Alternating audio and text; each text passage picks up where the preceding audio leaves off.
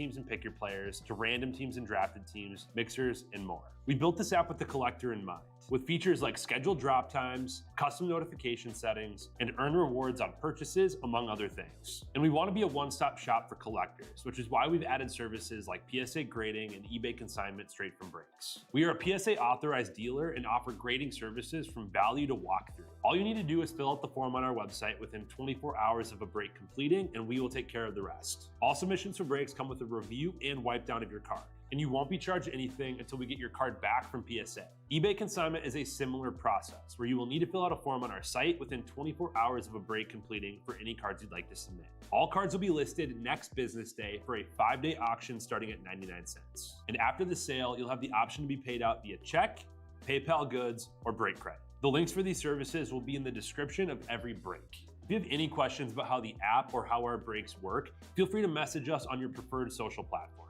Or jump in the chat of one of our breaks and the break host can help walk you through it.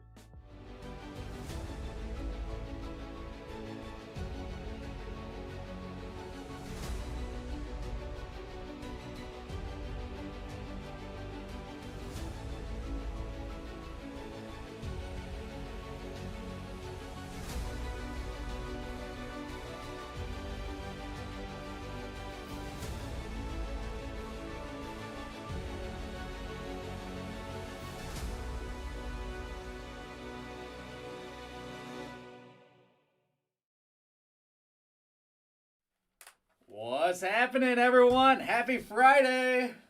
It's back after a long time. How long has it been? I Has think it been a month? yeah, it was about a month. I forget the last one I duplicated from, but it was about December. I think the 20th was the last one, like right before Christmas. So the 20th or the 13th. All right, it's been a while. I think it was the 20th because I think it was less than a month, but we're pretty much at that month mark right now. We're back at it. Did you guys miss us? It's a good Friday. It's a better Friday for Maddie. He won the $25 break credit. All right. Chris totally dropped the ball. Probably would have got it. That's a Chris thing to do, though. That doesn't surprise me. What up, Jose? What up, Sweetak? All right. Well, it has not been a quiet, restful 3 or 4 weeks since we've done this. No, I'd surprised say quite the opposite. Yes. Yeah. Emil was just commenting to me that in the last month he thinks he slept in his own bed 5 times. Yeah, something like that. So, yeah, we've been on the fly, on the road. Obviously, we had the Christmas holiday in there. We had the New Year's holiday in there. We had a little Orlando trip. Mm-hmm. We went down to Orlando early for the Upper Deck Conference, so we got our Disney on. I got 2 days at Disney. You got 2.5. Yeah, and a Universal, so you did Universal too. Oh yeah, right? So 1 Universal and then 2 Disney, 1.5 Disney. Whatever. Yeah. So it was fun. I took my family down, and it was Beckett's first time at Disney. Actually, could go on some rides because there are some rides that are like slow enough where you can hold an infant. So you got to go on his first rides. That's pretty good. I didn't realize that. Which is kind of fun. Yeah. Which is interesting because, he's at an age now 9-10 months where he's starting to observe. So you'll see him or at Costco, he'll just be like, "Oh, this is a big place." To be right? fair, I do the same thing at Costco. To be fair. Yeah, so that was kind of fun to have him at Disney. He obviously doesn't know what's going on, but right. It's enough to see all of the people and see all of the, costumes and characters and stuff like that. There's always something to look at. It's fun, and obviously Amberly is a speed freak, so where did she get that from? She's all right. She's all about the rides, so.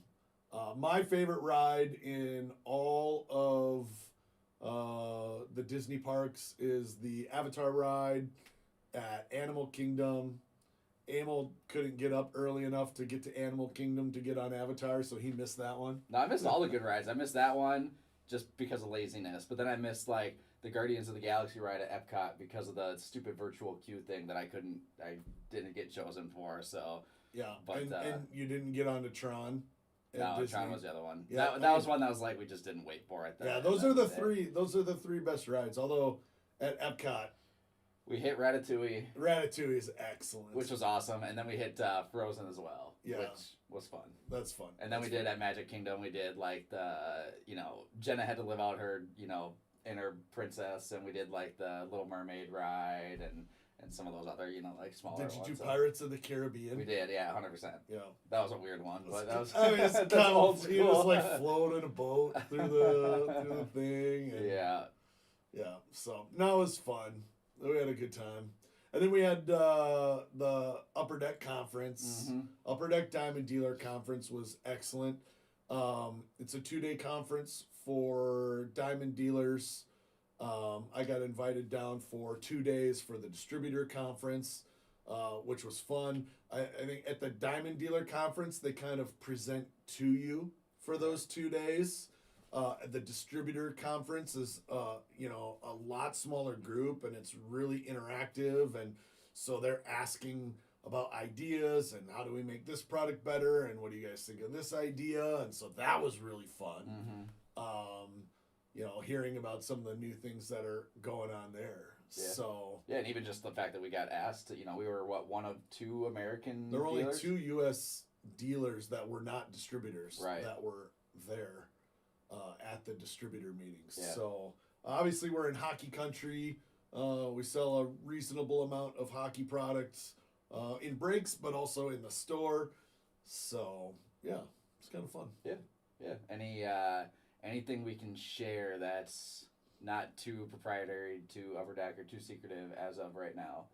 I mean, I think the thing that I'm most excited for is DC. Yeah, I think it's gonna be cool. So you guys may know Upper Deck had the Marvel license last year. Now Topps has the Marvel license. Which we're gonna have some sick Marvel stuff. And there will be some really cool Marvel stuff coming down the pipeline. And I mean, it makes a little bit of sense because Topps also has a Disney license and Star Wars license. So having Marvel kind of slide in there with those all being, Disney properties makes sense. Yep. And now Upper Deck secured the DC license.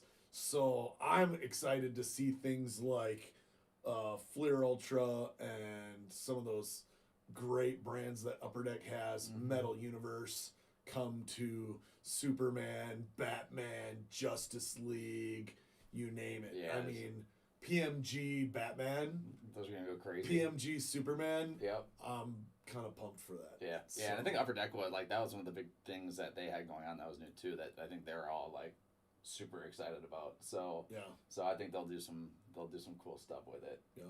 We always get to buy some Diamond Dealer exclusive products when we're there. So you guys have probably seen we've been running these Black Diamond CDD exclusive cases for hockey. We've got a new one coming. We're out of the Black Diamond. We're out of the Black Unfortunately, we Diamond couldn't get CDD. Like, we bought as much as we could. But we've got Goodwin Champions CDD coming. Yep. And expect that one to be a lot of fun. It's a lot like Ginter. Mm-hmm.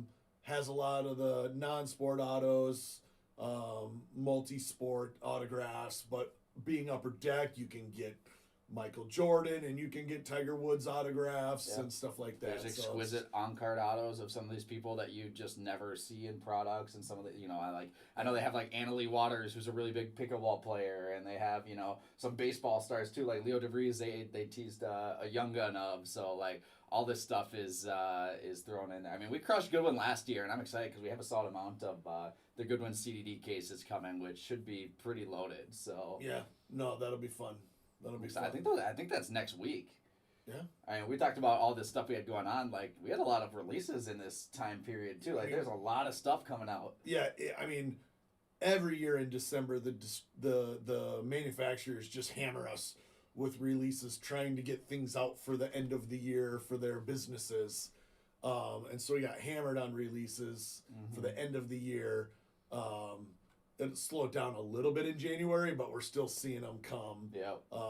Pretty heavy with releases. My favorite release just popped. Yep, and it's been really good. My favorite release of the year. I've been saying this for 8 years, so Yep. it's not. I'm You're not on the hype Fairweather. train. I'm no Fairweather fan here. Like Bowman's Best is my favorite product of the year every year. Yes, I did open some Bowman's Best for myself, like I do every year. I love this year's product. The prospect checklist is actually really good. Yeah, it's really strong. One of the frustrating things about some past years of Bowman's Best is they would go so deep on the prospect list. They're taking, guys whose first Bowman auto sells for like $5 and giving them a best auto, which always sells for less than what a first Bowman auto sells And they're for. giving a lot of dudes that, like, you couldn't even hit many good dudes because of that reason. Right, they left them just off. watered down, yeah. And this year it seems like they did a better job of taking the top guys from Bowman, the top guys from Bowman Chrome, the top guys from Bowman Draft. And the top prospects outside of that. Right, like a Roman Anthony or Ethan Ethan Salas. Salas that have been even previous years Yep. Bowmans. And so that prospect checklist I feel is stronger this year. And obviously the rookie class speaks for itself. Yep. So I mean, But then you're actually hitting these guys. Yeah. And you're hitting a lot of low-numbered color, and you're seeing a lot of cool stuff pop out. Yeah.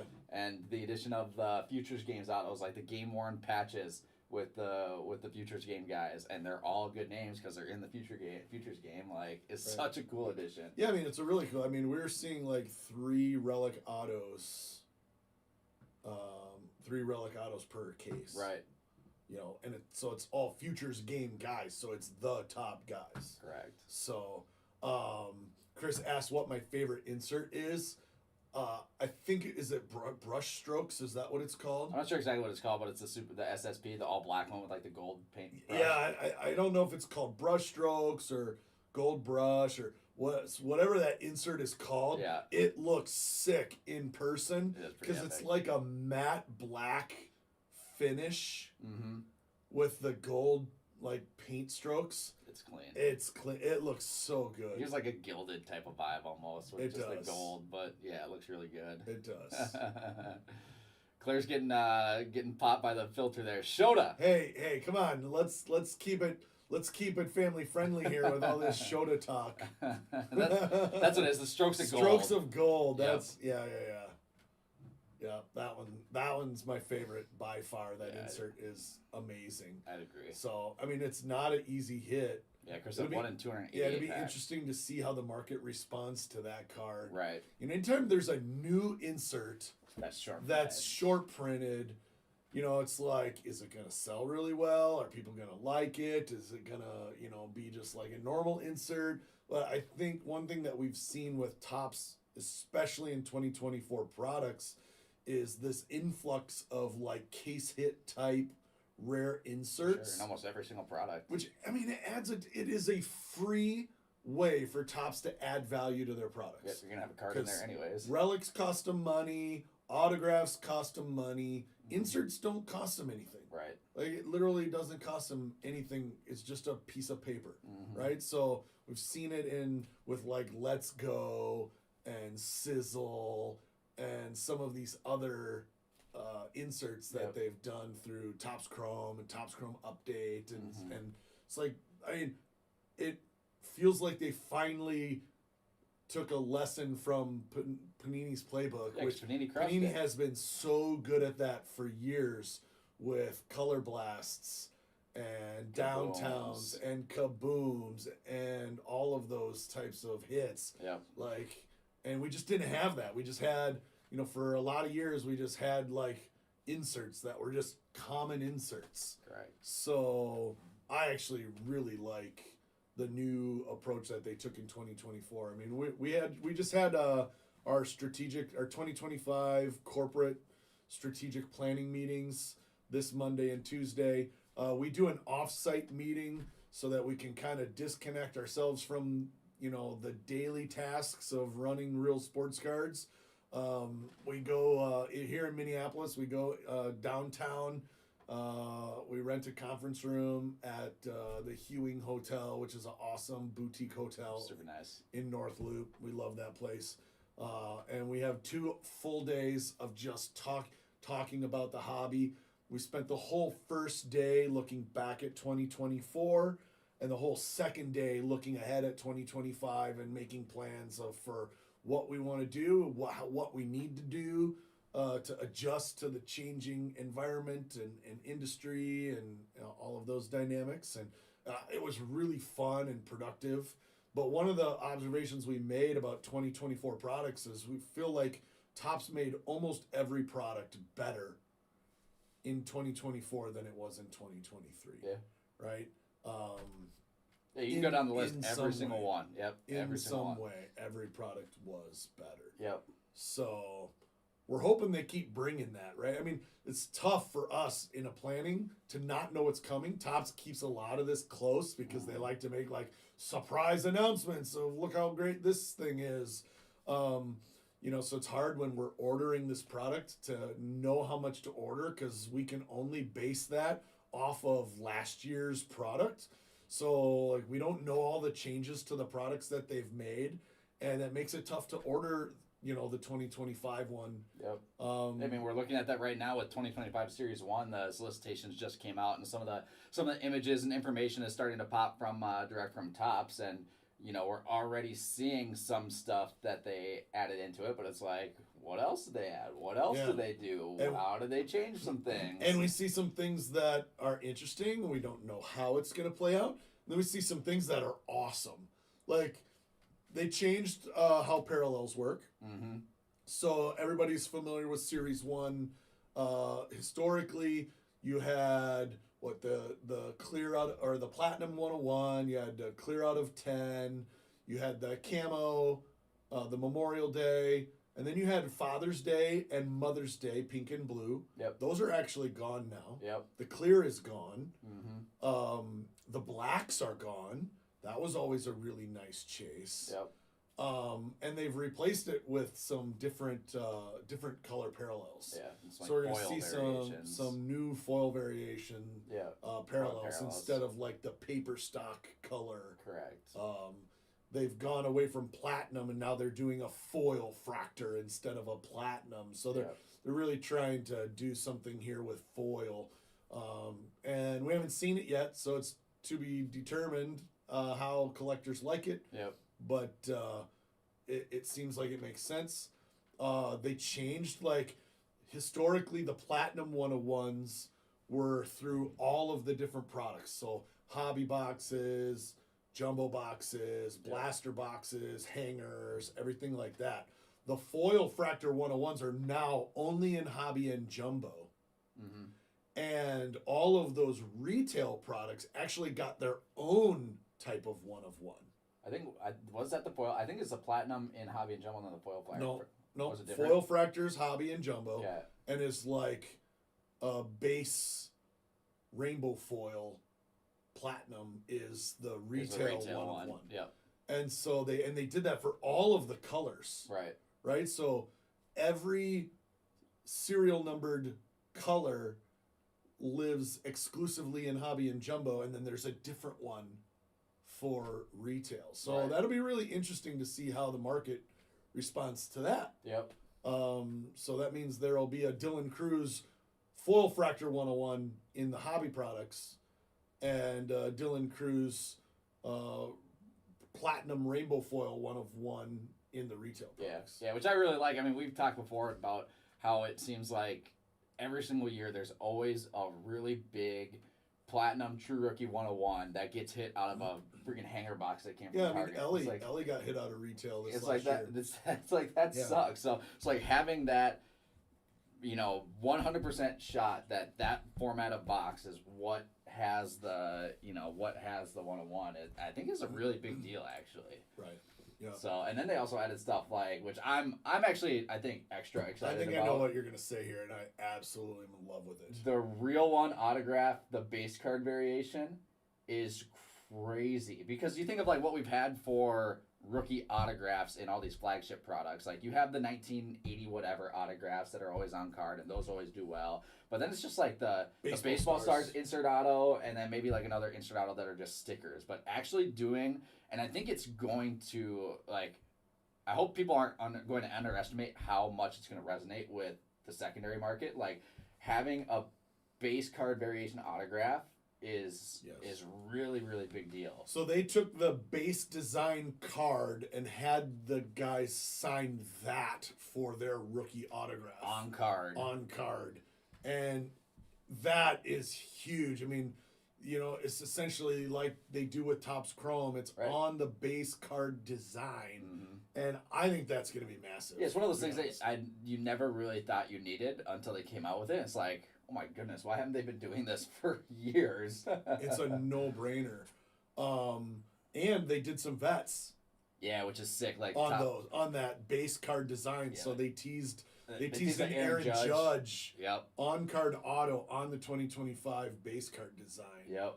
Which looks excellent. And it's gonna have a foil Fractor 101 and all these there's gonna be some interesting cards out of this product. Yeah. I'm pumped. That's the cool thing about Series 1 too is, you know, like you're gonna have, and I haven't dug in the checklist too crazy, but I know like, you know, you have the largest amount of big names that have base cards. So like Ohtani and Judge and Trout and Tatis and Acuna, like a large majority of these guys. One will always have ink, but two will have base cards and parallels and everything. Like that's part of what makes Series 1 so good. Crosscheck says, do you think Upper Deck would ever do this with Young Guns? I mean, it's kind of the same thing. Like this is their rookie card. It's the equivalent of Upper Deck having these guys on card auto Young Guns and put them in the packs. Like it's that big of a deal. Those would be ridiculous. That would be insane. That'd be ridiculous. Upper Deck's talking about a bunch of things that never really came up at the distributor meeting, but they definitely talked a lot about inscriptions. Right. They asked our opinions on inscriptions, like what's cool, like can there be too many? Do you have to tell the player what to do like they do with the SP Authentic autos? Yep. The Future Watch autos with the debut date, yep, or something like that? Or do you let these guys inscribe what they want to inscribe? My biggest thing that I shared, personally, I hate when people inscribe one-of-ones. Yeah, like actually have like just their name. It's already a one-of-one. Like if you inscribe it. An inscription actually allows you to make a card that's not a one-of-one, a one-of-one. Correct. Like when these guys are doing inscriptions on base Bowman cards like Hi Mom, or whatever it is, that's a one-of-one now. Like that's an extra chase card. Let's make extra chases out of inscriptions, not affect the existing one-of-ones. Like I don't need Wemby drawing pictures and cartoons or whatever on a one-of-one. Correct. Like have him do that on the out of 50 on one of those. Because then that's the 101 for that. Exactly. Right. So I agree. So it'll be interesting to see what these guys keep coming up with. But I mean, it's wild. We're only a few weeks away from Series 1, 2025 Series 1 baseball. Yeah, I look at like how fast the fall went, and it's like, okay, we just skip forward a month with everything that we had going on these past few weeks, and it's like, okay, we're a couple weeks away from February, like we're getting ready for, we just identified a list of the top rookies in Series 1 and are going to start doing some write-ups and some content on them just to give you guys another refresh on who these guys are. And it's like, man, baseball season, spring training's right around the corner. And we've never actually done that before. So we've always done prospect write-ups for Bowman Chrome, and Bowman Draft. We've never done rookie write-ups. Right. So going into 2025 Series 1 baseball, if you got, there's always a little bit of a learning curve with a new rookie class. Everybody's so used to chasing Ellie and Holiday and Skeens and all of these guys. Yep. Like you kind of almost have to reset mentally to not chase those guys. Yep. And they'll clearly have sophomore autographs. Topps does that plenty. Yep. But now you're gonna have to retool your mind for Dylan Cruz and James Wood and Brooks Lee and Jacob Wilson Yep. and Noel. Your Big boy. Christmas. Your Hey, boy. I'm calling it now. The biggest chase of the year is John Kensey Noel. That's probably not going to be the case. I would say he had more impact on a playoff team than any other 2025 Series 1 rookie did last year. That's a fact. That's actually a fact. All right. I need to buy a Young Kensey Noel jersey for Series 1 release day. I thought about doing it last year when he hit that home run. I ended up not, but maybe I'll do that just so people know that I'm not playing. Yeah. We were looking at Kobe Mayo's stats. Go mail it up last year. He hit 300 with 25 home runs in a partial season. Yep. Like, all right. So it'll be interesting to see how this goes, and then obviously when these guys start playing. Yeah, and that's the nice thing is spring training is the ultimate hype machine, I guess you could say, in terms of there are going to be some dudes, and we'll even look at these guys that just got drafted, in this Bowman draft class, and these guys that are coming into their first rookie years or their first full rookie years. It's spring training is where a lot of guys can shift in terms of just hype overall. Right. We see it every single year of some guys that struggle a little bit and some guys that are lighting it up and making some noise and completely change their card markets in the span of 2-3 weeks. Up and down. 100%. Yeah, Right? that's exactly Up it. and down. So yeah, I'm excited. I'm ready. I'm ready for some spring training already. It's crazy, man. I'm just a little disappointed that Topps doesn't coordinate their Topps conference with spring training anymore, because that was my one trip where I got to go see some spring training baseball. That trip was always the most fun. You'd do the top conference for a couple days, and then we'd always stay, a day or two later and do some spring training baseball down in Arizona. This year they did the Topps conference again in Atlanta. So last year it was in Atlanta at the College Football Hall of Fame. Mm-hmm. It's back there again. Yep. The only disappointing thing about it is the Braves aren't in town. Yeah, So here we got to go to Atlanta for the Topps conference. We can't even watch the Braves. At least last year I got to go to a Braves game. Yeah, I was gonna say you did go to one last year, right? So yeah. Yeah. Who's the special guest last year again? Because it was someone in college football, right? Forget. I don't remember. It must not have been too memorable. I'm such a huge. Yeah, I was gonna say you're also not the biggest college football Hall of Fame fan. Sorry. Yeah. No, that's fair. They might just bring the entire Ohio State football team for this year down there. Yeah, that's the national champion. They should just throw them all in the Hall of Fame. Honestly, I'm ready for Monday. This guy's an Ohio homer. I'm ready for Monday. We actually had a bunch of questions pop in earlier, so I want to circle back to some of these questions.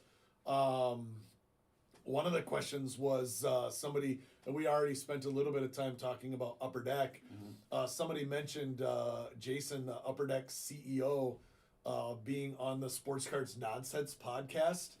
And, they got a chance to interview him and talk to him.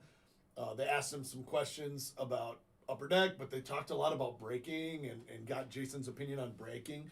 I'll share our experience with Upper Deck and with Jason at last year's Upper Deck conference.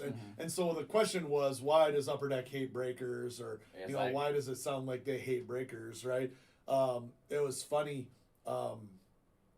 At last year's Upper Deck conference, in his opening address, he's talking again, granted, he's talking to, 400 shop owners, brick and mortar retail, certified diamond dealers, shop owners. Because Upper Deck, you have to have a shop to have an account. To be able to buy their product, you have to have a brick and mortar retail store, and you have to be a certified diamond dealer, right, to buy their product. And he starts talking about how, Upper Deck's doing the most to protect brick and mortar retail. And one of the ways that they're doing that is to protect brick and mortar retail from pajama dealers. Correct. I saw, the truth is, I saw somebody else make a comment, and we can touch on that too, about, retail product and flippers and things like that. And the whole idea here with Upper Deck is, they don't entirely hate breaking. I think they hate a lot of aspects of what happens in breaking because there are a lot of gray area in legalities that some breakers do, but then there are also like a lot of just flat out illegal things that a lot of breakers do in the attempt to sell product. Yep. And I think that is one of the things where Upper Deck just they are really, really selective in who is breaking their product, and they have very, very distinct rules for how you can break their product or cannot break their product. And when they talk about pajama dealers, they're specifically addressing, people that are side hustling and, flipping retail or, just flipping products, casual, recreational, whatnot breakers and things like that. And I don't personally dislike all of those elements of the hobby. I don't hate flipping and arbitrage. I think that's a healthy part of an ecosystem for any hobby. Yep. It sometimes can have a negative effect on collectors when product goes up in price or product's tough to find. Mm-hmm. But scarcity is also what drives our market and our whole hobby. So if everything was just accessible everywhere all the time, I think we'd see values struggle. Yep. In all of this stuff. For sure. Yeah, it's supply and demand. So it is. I mean, sometimes you just have to let supply and demand and the natural market happen. Yep. And then just benefit, benefit from things that go up. Yep. and try to get out of things that go down. I mean, whether you're a dealer like us or a collector, it's the same thing, right? Mm-hmm. We're all trying to buy things that go up. And we're all trying to avoid things that go down or at least sell it as soon as we can before it goes down, right? Whether it's us buying wax or a collector opening a product on release day, selling it on eBay right away before it goes down in value after a couple of weeks. Someone buying a certain player's cards and trying to, hope he performs well to have them go up, all that same thing. Right, yep. Right. And so they don't hate breaking. I think they're just concerned with all of the things that go on in breaking. And somebody asked, what's an illegal way to pitch a break when selling teams? The issues, the biggest one. The biggest issues with breaks are, from a legality standpoint, is when you're turning a break into a raffle. And so a raffle, generally speaking, is something where you sell 10 spots and only one person gets something. So you see this a lot when people are doing minis or fillers, they call them, where they've got one team and they want to split it into, it's $100, and instead they do 10 spots for $10, and then one person wins the team. That's a raffle. That's illegal in all 50 states without question. And that's really, really prevalent. One of the things that you may see us do as if you get no cards in a break, we always ship something else. When we do high-end products, a lot of times we'll ship a Mag Pro. When we do low-end products, you might get like a pack of tops or something like that. If you're taking orders, you have to fulfill it with something so that it's not just a pure random game of chance, right? Obviously, there's an element of chase in breaks. That's exactly the same as the element of chase in opening wax. You're just able to, have a random team instead of a random box. Right. That's not a problem from a legal standpoint. Serial spots are different because it's the same thing as selling a team in a break or selling, doing a random for a team. You're still getting. You still have a stake. Correct. You spent money and you still have a stake. Yeah, the problem with a fatal is one person gets that stake and the other X amount of people get nothing. They're literally, raffling for that one spot. Now, while I say, serial number spots are likely legal, that doesn't mean that I think they're good for the hobby.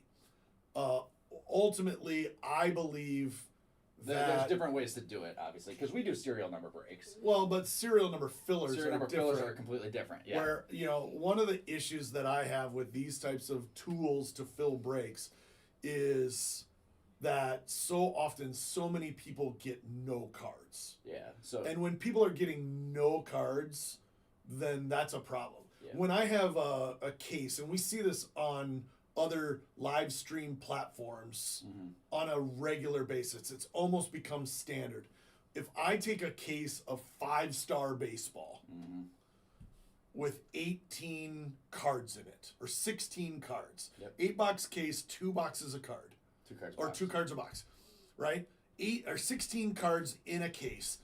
When breakers are running a 150 spot player break, and then they're taking a player and turning that player into 10 serial number spots, you literally have like 400, 500, 600 spots for a case that has 16 cards in it. Yeah. That is not good for the hobby. Even though these people all have a stake in the break, when you have 400 people that get no cards, it's just not sustainable. Yeah. Like, nobody likes to throw their money away like that. And you're only going to, our experience with collectors over 8 years, if you buy in to a break 3 times without even getting a mail day, your likelihood of continuing to do this goes almost to 0, right? So, like, this is why we do things like, even though they may be small, like, that's why we send Mag Pros, and that's why we send packs and things like that, because I think everybody should get a mail day when they participate in a break. That's why we ship all cards. Yep. Some people would say, oh, these cards don't have any value. But yeah, like, if you're a Rockies fan and you buy the Rockies, then those cards have value to a lot of collectors. So, we focus a lot on collectors over gamblers. We know there's an element of chase, like I said, but collectors is where it's at. Like, we want to accumulate friends who are buying the Diamondbacks because they're Diamondbacks fans, or they're buying the Rockies because they're Rockies fans. And that's how we've been for 8 years. And you guys even see it in the product offerings we do. Like, for instance, we did not do a player break on 5-star or triple threads or definitive, and we just naturally do a little bit less of those type of products. We obviously offer everything because there is that element of chase, and we have plenty of you guys and us too that want to buy the Dodgers in a definitive case to try to chase Ohtani. But I think just naturally you see us, that's the reason we're going to do 100 cases of Series 1 flagship baseball that no one else is going to do. Or Ginter, we did a ton of like that sort of stuff. So that just kind of naturally shows up in kind of what we offer too. Right. Yep. So. Yep. So, we're a diamond dealer. We break hockey, but we follow all the rules. We, don't do any minis or fillers or any of that kind of fun stuff. Yep. And, so Upper Deck doesn't have a problem with us breaking their products. We represent it well, but, someone asked, what do I think the future of the hobby is? Is it brick and mortar retail or is it breaking? Obviously we started as breakers. We were only breakers initially when we started 8.5 years ago. And we've been shop owners for 4 years. And the truth is, I think shops are a critically important part of the ecosystem. Probably even more so now than we did 4 years yeah, ago. I might have thought, oh yeah, shops are old news. They're they don't need to, none of these shops are good. Right. Who needs a local card shop? Yep. But since we opened this store, I mean, we're actually investing into more shops.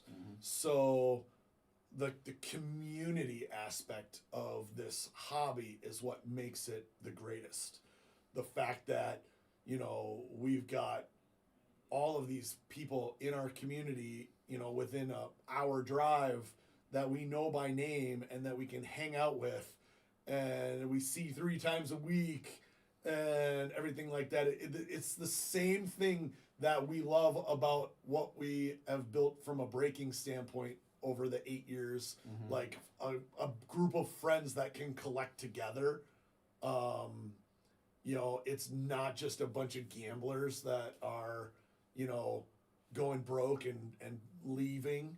Like, we want you guys to buy sustainably within your budget so that you can hang out and be around, and, you know, we can build friendships with you guys. So yeah, the other thing between like breaking and store too is and a beautiful part about it, why there's no true like one answer for future of the hobby, is because everyone likes collecting a different way. Like, we have some guys in the store that have bought into breaks a few times, just haven't really liked it. They just prefer to rip their own box, which is perfect, and that speaks to how essential the store is. And then we have some guys that can't make it into the store, just prefer to be online late, you know, breaking, hanging out, and, you know, they might go to the store like.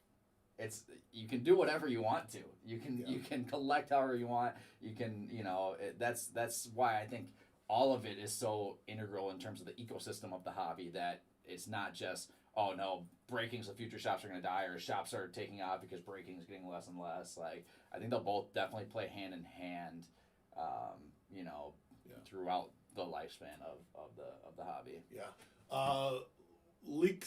Link Storings. Oh, that's Brad. What's up, Brad? Brad commented on YouTube, UD should be more concerned with distributors artificially inflating prices of product. Brad, I would say that's not how it's happening at all. Distributors and card shops are not the ones on Upper Deck products driving up the price of product. That is coming straight from Upper Deck. Our costs on Upper Deck products are going up tremendously, to points where we question the value proposition of some of these products. It just is what it is. You know, what are we ripping right now? You know, Synergy Hockey is a perfect example of a product that is tough at $120 to $150 a box, but that's a result of Upper Deck driving prices up at the wholesale level over the past couple of years. So our margins on hockey are the lowest of any other product that exists. By far. By a long ways. And that's even including some of the Bedard hype stuff of 23-24. Correct. Because there's also some 23-24 products that we just frankly aren't making money on. Yeah, we are making little to nothing on most hockey releases, with the exception of like a SP Authentic or a Cup, where the market just kind of takes those and lifts them up. Yeah, and those aren't distributors artificially inflating prices. That is just secondary market demand raising the prices for those. Right. So we've seen pretty consistent, you know, action from our distributors on what they're marking up from direct costs, and like we expect that and know that, but it's not anything, you know, crazy high. Yeah. So it's a little bit different with other manufacturers.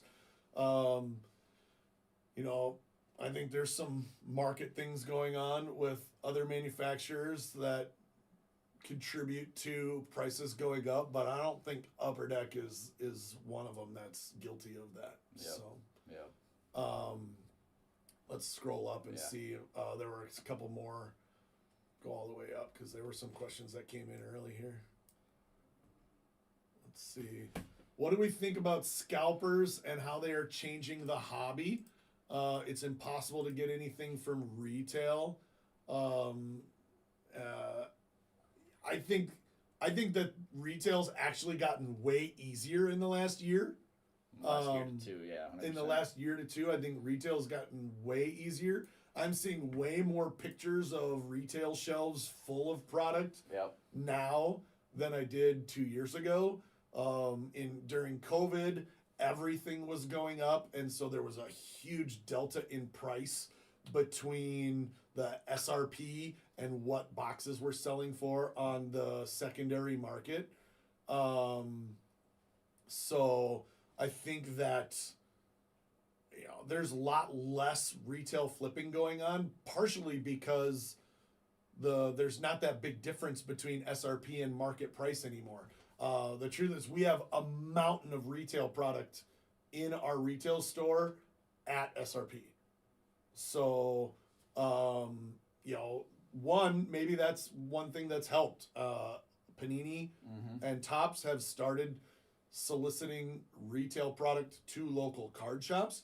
I think one of the reasons why it was really tough with like big box retail is they're just so inefficient at stocking and restocking. Right.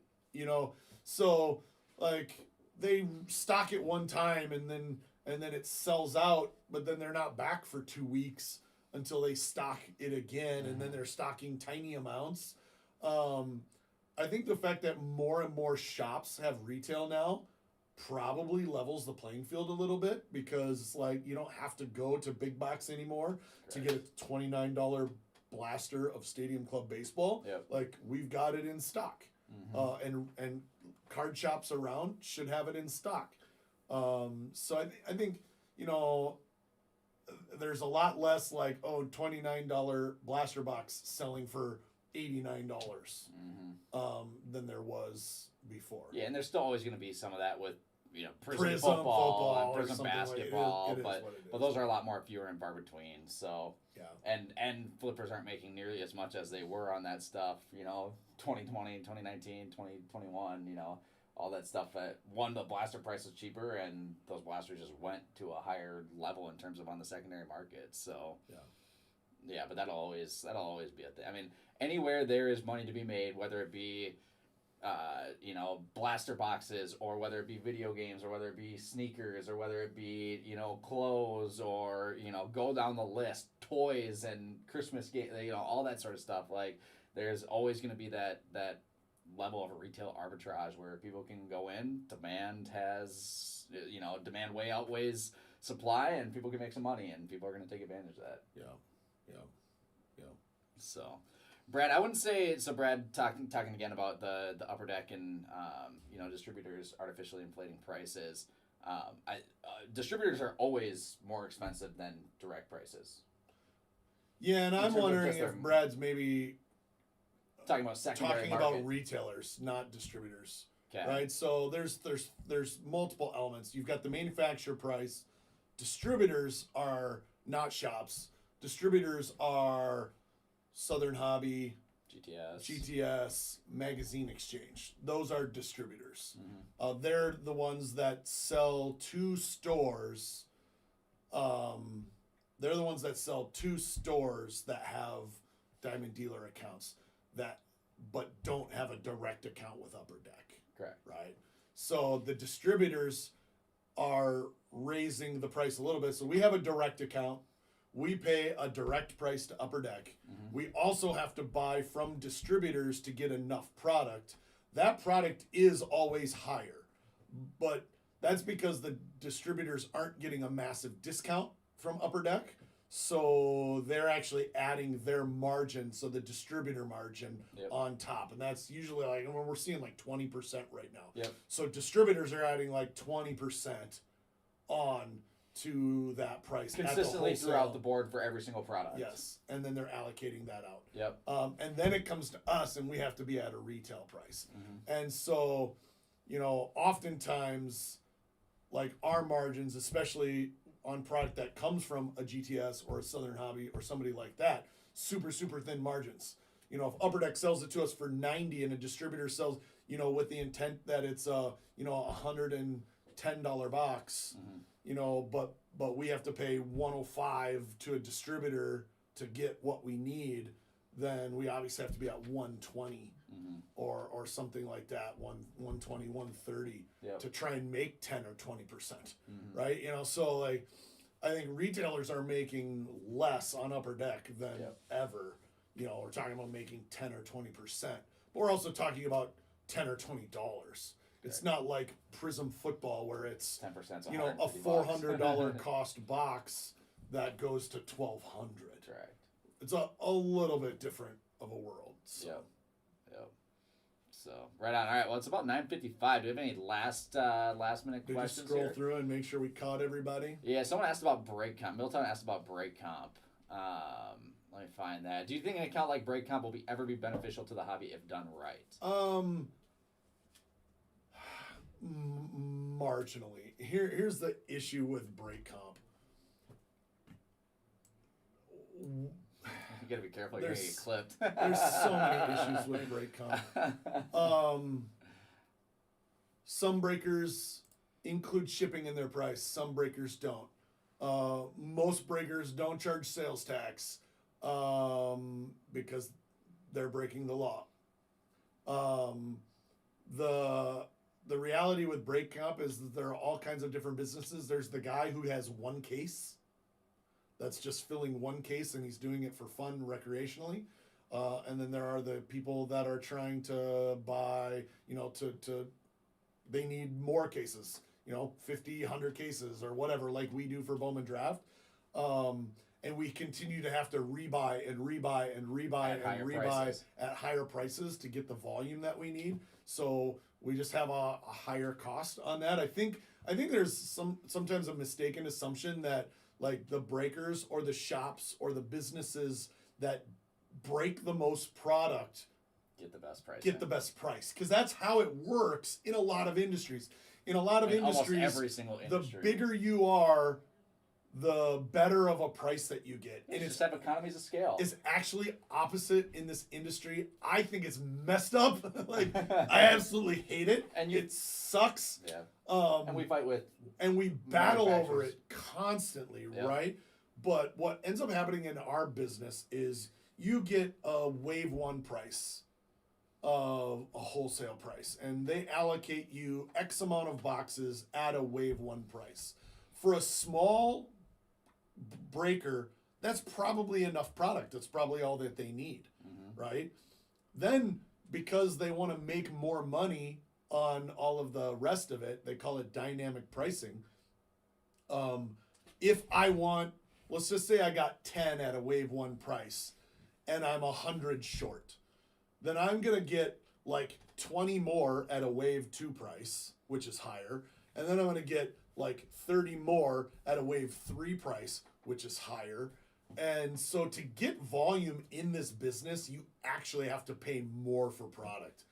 I think it's backwards. I think there's literally no reward to being the biggest. Correct. And it's one of the reasons why we've backed off a little bit. Like, you'll notice we're doing a wider variety of products and doing a lot less of any one product than we historically have done. Yep. And a lot of that is because we're just choosing to not pay the new high price when it comes out. Yeah, because the reality is it also comes with a lot more risk on our side with not only just the amount of cases that we're buying, but the price that we're paying for them. Like, we're doing insane analyzation on every single one of these products because we've been burnt a couple times on paying higher prices on, just to secure the volume that we need. Here's a perfect example of how this market is working right now. Bowman Draft is a perfect example of how this market is working, and it makes it really hard on dealers and it makes it really hard on collectors.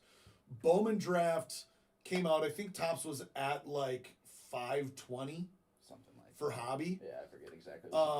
And everybody's like, "Oh, this is too high." Everybody's freaking out because Topps is at 520, even though 520, like every draft product for the last 5 years has gone above 520. Correct. Like, Topps trying to get to that ceiling a lot sooner, right? They feel like they're leaving money on the table if they sell a whole bunch at 300, and then the market drives it to 500, 600, 700, right? So they're trying to not leave money on the table.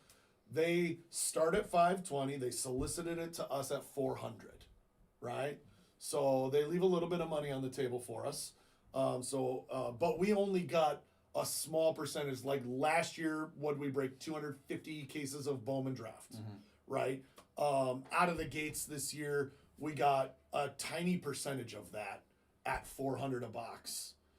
And then the market drives the product, like, goes up to like $650 a box. And that's eBay, and that's Blowout, and that's dealers trying to buy from each other to get more because they don't have enough. Yep. There's a lot of dealers who have been cut out of the ecosystem entirely because distributors no longer have Topps products, and those guys have zero, so they're paying whatever they have to get some. Yep. And all of a sudden, like, the dealer to dealer price is $600 a box of what dealers are paying each other to get product, and then Topps reoffers it to us at $580. And so we bought a tiny percentage at $400. They reoffer it to us at $580. We, having opened the product, like, the product's actually really good. Bowman Draft is as good, if not better, than the last few years as a product. Yep. The singles are selling Especially better. what singles are The doing. hit rates are better. And so as a whole, Bowman Draft is a better product. But we didn't feel like it justified being able to pay $580 and then have to charge $700. Correct. Right? To make any money, less than 20%. And we just didn't think it was there. So instead, we passed. We just chose to not pay the $580. Yep. Break less Product this year. But what happened? Bowman Draft at these huge numbers started filling more slowly. Breakers started struggling with it. Shops started struggling with it. Before we knew it, the price was back at $400, and we bought a bunch more. Yep. Right? And so, like, if we had bought a bunch at $580, we would have lost $1,600 a case. Easily. But we passed, right? And a lot of people are still just taking it. So there's a lot of dealers that are just taking that, and then they're just kind of trying to cram it into the market. And we don't think that's healthy. So we're just passing in some instances, and that means that we'll do less product instead of just, like, forcing it on the market. Sometimes it'll come back down, sometimes it won't, and we'll be done. But it came back down. We just bought a bunch more Bowman Draft because when we pay $400 for it, we feel like we can roll breaks out there that are a good value for draft. Like the singles are still selling well a month after release. Yep. So, you know, that's kind of the dynamics that are changing here. That's why that break comp number is really deceiving, because the guy who, you know, again, has 2 cases and he wants to go out at a low price and then he's just done is a lot different than, you know, the guys that are trying to do 50 or 100 or whatever, that have to play in the secondary market to source the product. So little interesting, but I mean, like I said, I always say this, we're a pretty open book. So we're always happy to have these conversations about the market dynamics and how it's working. I believe there's a million conspiracy theories out there. I believe education is the best combat to conspiracy. And if you're educated, you can make choices that make it easier for you to enjoy the hobby and are less skeptical and negative about the hobby. And that's the world that we try to live in. So Pink hat drop, Jake's asking. That's got to be a Valentine's week thing. Oh, maybe it is. Emil's been sagging the pink Real Sports Cards hat. We got a few weeks. For, I think that's got to be a Valentine's Day. Hat drop. All right. It's been telegraphed, so if that's what you've been waiting on. I hope you guys have been enjoying the Blue Diamond reward drops that we've been doing. Always, please send out your ideas for Blue Diamond rewards drops. Obviously, people loved Bowman Draft. We kept doing the Bowman Draft packs and the breaks and things like that because you guys gave us a ton of feedback that you really liked those. Keep that feedback coming. We want to do Blue Diamond rewards that you guys think are cool and that you guys find value in. The retail boxes and blasters have done really well, but we can do anything there. So keep that coming. Appreciate you guys. It's good to hang out again. Yeah, first time in a while. It's good to be back. Weeks. We'll try to hit a little streak here for a few Fridays where we can get back and hang out. It's nice that we talked about being back in a routine again. It's like we don't have anything until Topps conference basically, or I mean, as far as travel, we get to actually put our be heads here down for a and while. go, so. But appreciate you guys as always. There are always breaks filling, and we will see you in the next show. Thanks, guys.